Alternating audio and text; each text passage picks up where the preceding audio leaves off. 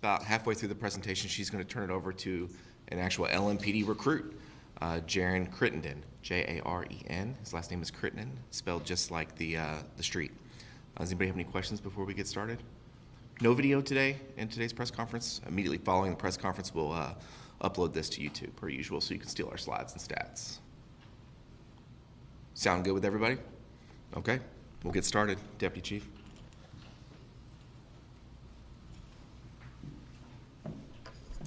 All right. Good morning, everybody. My name is Emily McKinley. I'm the Deputy Chief for LMPD. Start off with our crime overview. So it's really refreshing to continuously see a progressive trend downward in crime. So homicides continue to fall down. We're down 30% compared to this time last year.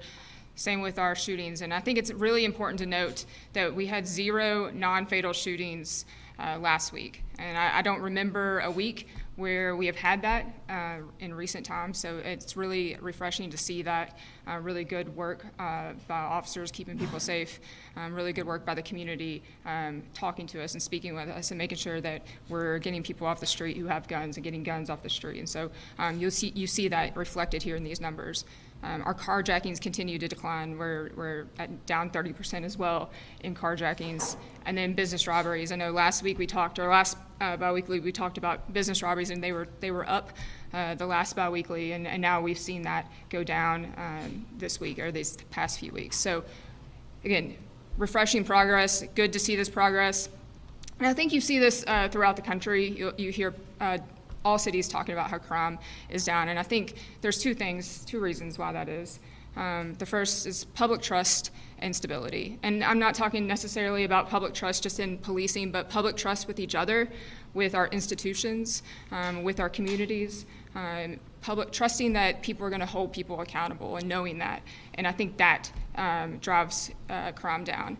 Stability in our day-to-day lives. I think over the past 5 years, or 5 years ago, we had a lot of instability in our day-to-day life. And I think over the past 5 years, we've seen that stability increase. And because of that, people feel safe, people are safe, and you see crime going down. And then just seeing the necessity of policing. Policing done the right way. And I think communities can't thrive without effective and engaged policing, and it has to be done the right way. And I think people are seeing that, and people are realizing that that is necessary for safe communities. And so we hope to continue to see that going forward.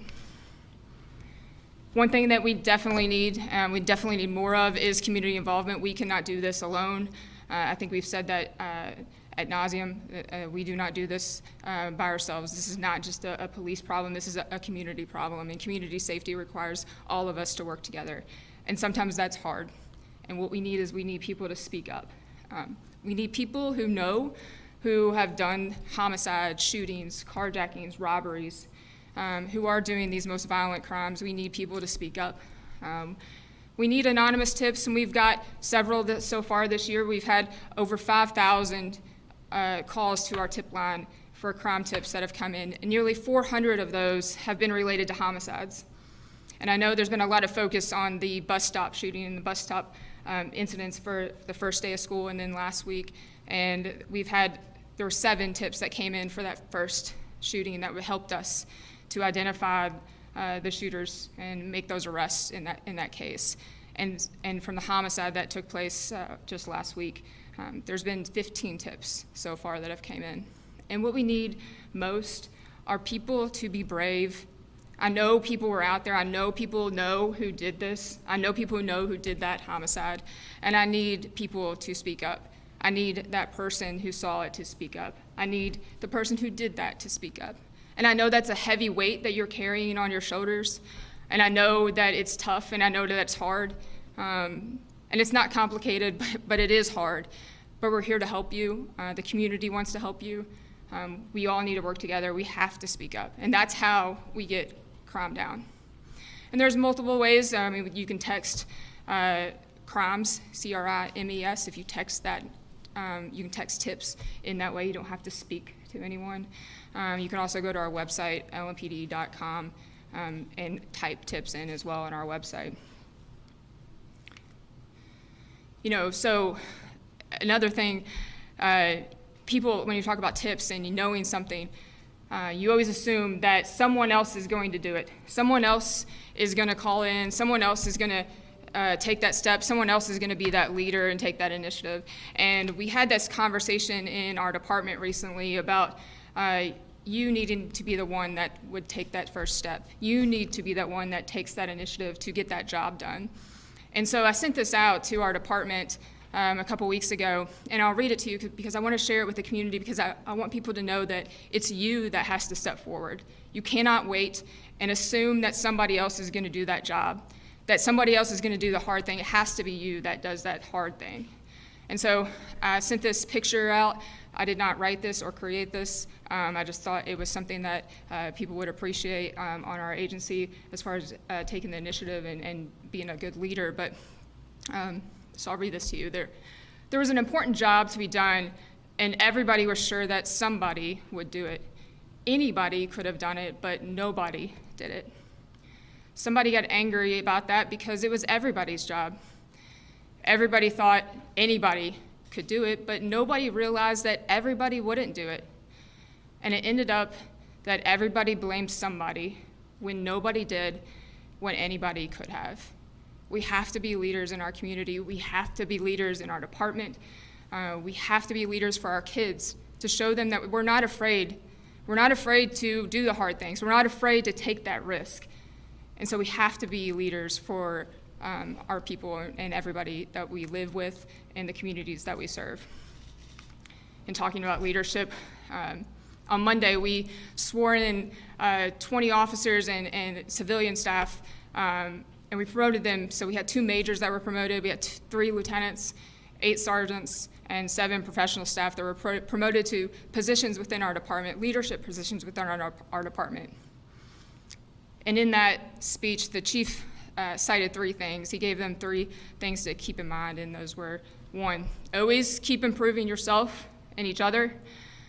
Focus on your decision making. You're going to make a lot of decisions. Some of them might not always be right, but make a lot of them, learn from your mistakes, but just make a decision. And then always hold each other accountable, yourselves and each other. And it's so important to learn that. And we want to make sure that our leaders are getting effective training. And so I want to talk about some training that we send our leaders to learn these concepts to throughout the country. And so we send our leaders to a lot of different leadership programs throughout our country. So the Southern Police Institute is at the University of Louisville. It's a 3-month program that we send often sergeants and lieutenants to, and it's attended by people from agencies throughout the United States. The Major Cities Chiefs Association has a program called the Police Executive Leadership Institute, and it's usually for executive leaders in police agencies. They'll pair them up with a mentor police chief throughout the country. They shadow that chief for a week or so, and then there's another few weeks in other cities where they do leadership development and training. The Senior Management Institute for Police is done through PERF. It's a 3-week program. We send lieutenants, majors to this. It's up in Boston. It's at Boston University. It's taught by instructors from Boston University, Harvard University, and MIT. And then most recently, we've worked with Nashville and Knoxville police departments to develop a Tri-City police leadership program where sergeants and lieutenants will travel to Knoxville and Nashville police and Louisville to attend leadership development training with Knoxville and Nashville police officers. And yesterday we had a lateral class that started, and we asked that lateral class, there was 5 laterals, and laterals are officers who come from other police agencies. So we had 5 who came from other agencies throughout the state, and they had a lot of years of service, and we're appreciative of that that experience that's coming to our department. And we asked them, why are you coming to LMPD? What made you make that jump to come to our department and leave your original agency? And they all cited command culture and the opportunity for leadership development. And I think we do an excellent job of that here at LMPD. There was a recent study that showed that the #1 way to improve recruitment in policing, it wasn't pay, it wasn't the schedule, it wasn't the location of the police agency, It was a culture of a learning organization. It was building that culture of a learning organization. And so when people saw that that police agency had a culture of a learning organization, people were more likely to join that department. And so that's what we're striving to do. That's what Chief Humphrey is striving to do. That's what we communicated to our leaders that we promoted on Monday. And that's what we hope to continue to do in the future to build a safer and stronger Louisville. And it doesn't just start, or it doesn't start when you get promoted. We try to develop our officers as soon as we hire them. So last week, LMPD brought a new recruit class to Washington, D.C. So we take all of our recruit classes to Washington, D.C., and this isn't just a field trip. This is an immersive learning experience. Our goal is to develop officers to serve with empathy and understanding and a deeper sense of purpose and not just enforce the law. And so they visit three important places. They'll visit the National Museum of African American History and Culture, and they do that to learn about slavery and segregation and civil rights and how they intersect with policing in our culture and our communities today.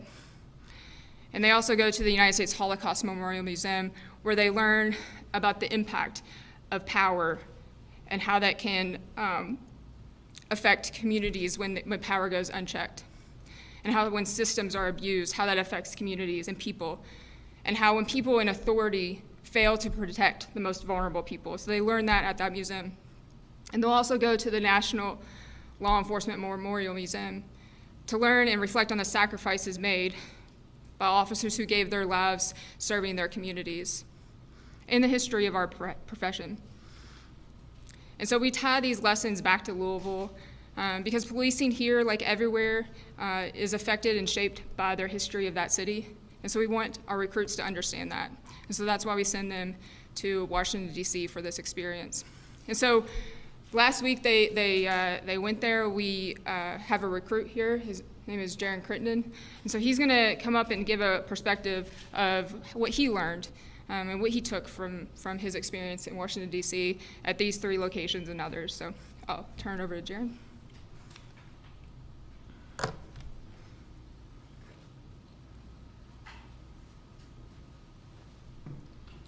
Good morning, everyone. My name is Jaron Crittenden. I am a recruit for Louisville Metro Police Department, a part of MAC Class 62. And last week, me and 12 others took a trip to Washington, D.C. It was really fun. You know, we got to see the instructors in a different light besides, you know, the police world. We got to see ourselves and our peers in a different light. We went to places like the White House, the Capitol building, but most importantly, the museums. That's what really impacted us. Like Deputy Chief said, we went to the Holocaust Museum, African American History and Culture Museum, and the Law Enforcement Museum. It was really interesting because we got to see different cultures, different traditions of people. You know, we're going to be police officers here in less than a month, so it's really important for us to see other people. Over 90% of our job is going to be talking to people, and it's just really important that we get to learn people that might not be like us. You know, we got African Americans, we got Hispanics, we got, you know, a whole bunch of different races that we need to, you know, just make sure that we connect to them in a different way. It was just important for us to see a background and traditions of what they go through. What really stood out to us was Chief Humphrey came along with us. He came to the African American History and Culture Museum, and he talked about having a sense of pride. He brought up the fact that, you know, we have people in our families that might have served in the military who fought in World War I and World War II, and that same sense of pride that they have about fighting for our country is the same sense of pride that I might have about African Americans coming from Africa during slavery, or about the Jews during the Holocaust. And we really felt impacted by his words and wisdom, and I think it was really great that he came along on the trip with us. And I'm pretty sure, and I know for a fact that the classes to come are going to be impacted by it. They're going to get a tremendous amount of benefits from it, just like we did and just like the classes before us. Thank you.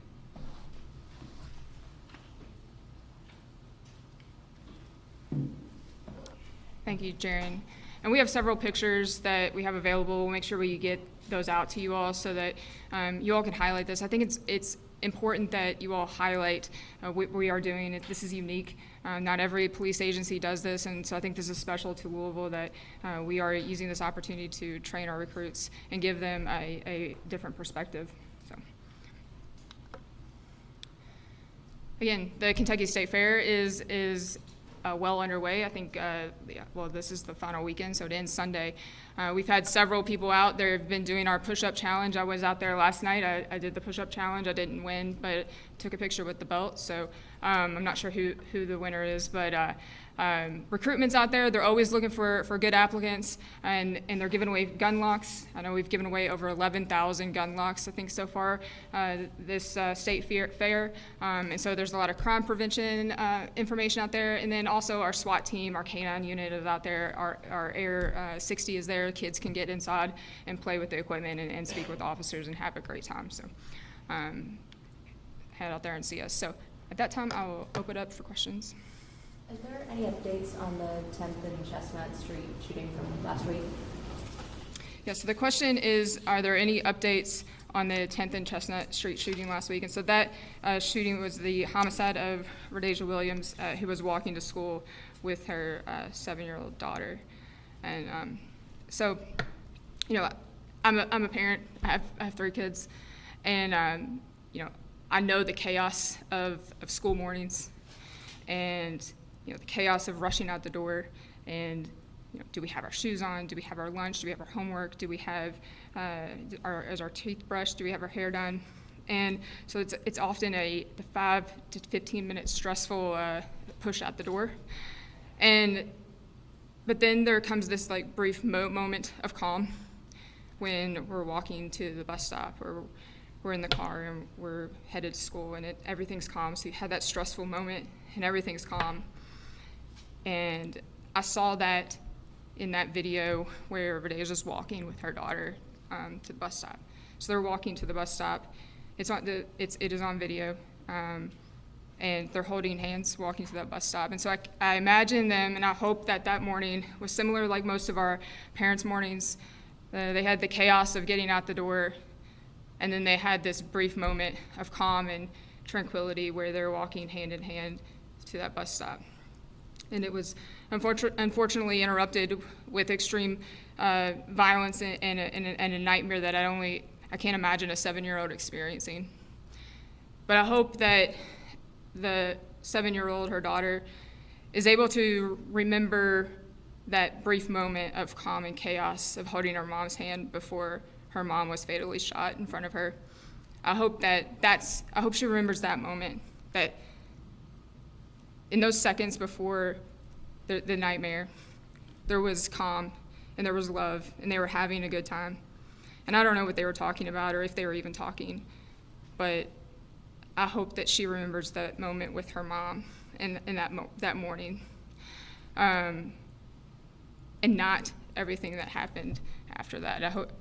I hope she remembers that. And I say that because I want people to know that this wasn't just a story that you all read or you see on TV or you read online. This was a mom and her 7-year-old going to school.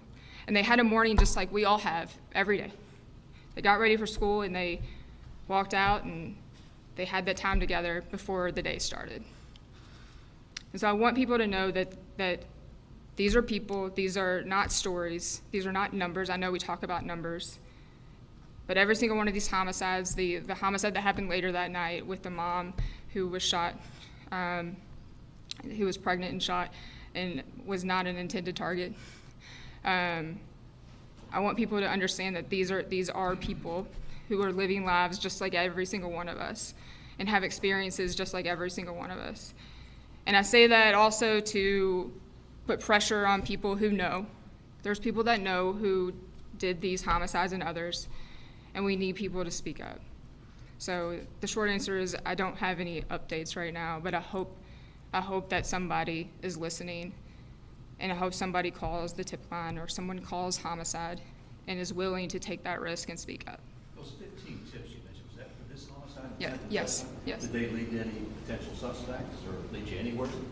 Homicide's going through those tips. It is an active and ongoing investigation. We are appreciative of every piece of information that comes in. And sometimes you never know the smallest piece of information that could make a difference. So. Well, sell this idea to me of calling the tip line. If I know something or I saw something, but I'm afraid that somebody's going to come get me, or I'm afraid that the cops are going to ask me to testify. I mean, what do you say to people like that who think that, I'm just afraid. I don't want to get involved in this. I don't want to call the police. Yeah, the question was, what do we say to people who are afraid? And I know, I have never seen a homicide. I've never had to make that decision. And I understand that there is fear there. We have help. We need people to be brave enough to take that step so that we can end this. Otherwise, this cycle will just perpetuate. And so we have to have people who are brave enough to step up. We have resources to help people who are in danger, who are cooperative and in danger, and we can help them get out of the city or in a new house or in a new home or in a new area. We have done that and will do that, but we need people to speak up. Is the belief still that the shooting that happened last week that killed the mother, it's not related to the first day of school shooting that happened there? Still that belief that those are not connected in any way? We made 2 arrests on the school shooting from the first day. We do not believe that those individuals are directly involved in the homicide at this point.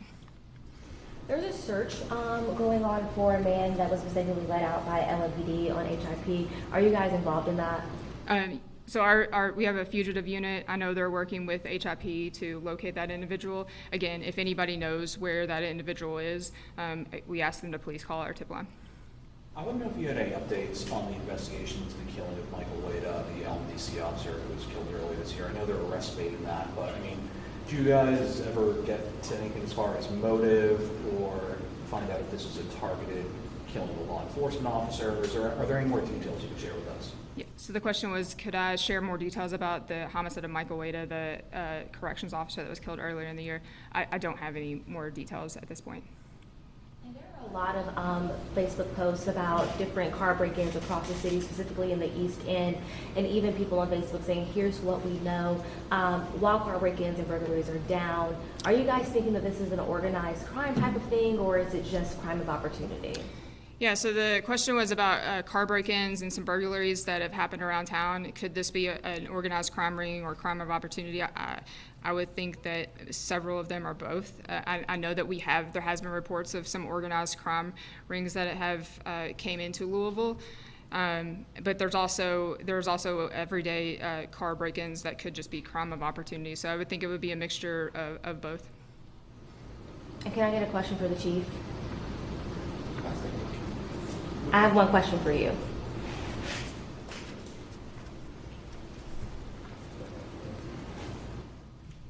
First off, how are you doing?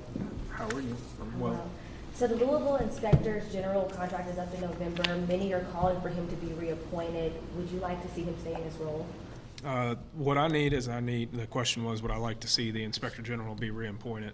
What we need as an agency and as a police department is a healthy, functioning relationship between the Office of Inspector General and the police department, so that we get good feedback, they give information to the public about what we're doing, and so whoever's in that role, that's the type of relationship that we look forward to. So. Do you have that kind of relationship now? What's that? Would you characterize your relationship now as that?